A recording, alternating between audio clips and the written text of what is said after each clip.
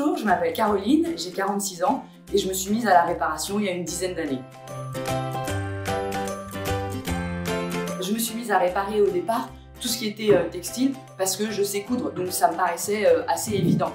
Et puis il y a quelques années, j'ai entamé une démarche zéro déchet et du coup c'était pour moi évident de réduire mes déchets et donc de réparer plutôt que de jeter, et puis aussi de préserver les ressources de la planète et donc de ne pas acheter quelque chose de nouveau quand on a la possibilité de réparer un objet déjà existant. Bon moi je répare tout ce qui est textile bien sûr parce que pour moi c'est facile. Un trou dans un jean, je vais coudre une pièce, un bouton qui est tombé, je vais le recoudre, un élastique de pyjama cassé, je vais changer l'élastique. Voilà, tout ce qui est textile, même j'achète en friperie une jupe un peu trop grande, je sais la remettre à ma taille. Tout ça c'est assez facile. En revanche, tout ce qui est petit électroménager ou tout ça, j'ai pas du tout le talent ou les compétences pour ce genre de réparation. Du coup, je vais dans des repair cafés ou des recycleries, où là, on rencontre des gens, des bénévoles du quartier qui ont chacun des talents ou compétences spécifiques.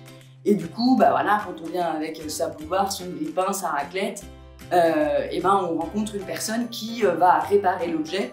Et du coup, on peut discuter, il nous explique ce qu'il fait, et du coup, on peut soi-même apprendre comment réparer l'objet. Et puis, c'est super sympa, c'est que des gens de quartier, bonne ambiance et tout, très chouette.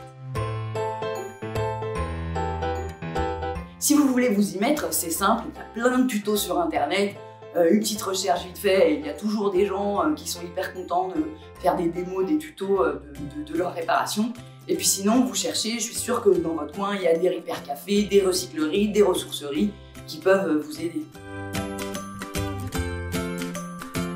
Alors d'un point de vue financier, évidemment, ça fait réaliser des économies, puisque réparer quelque chose revient moins cher que d'aller acheter quelque chose. Donc ça, c'est évident.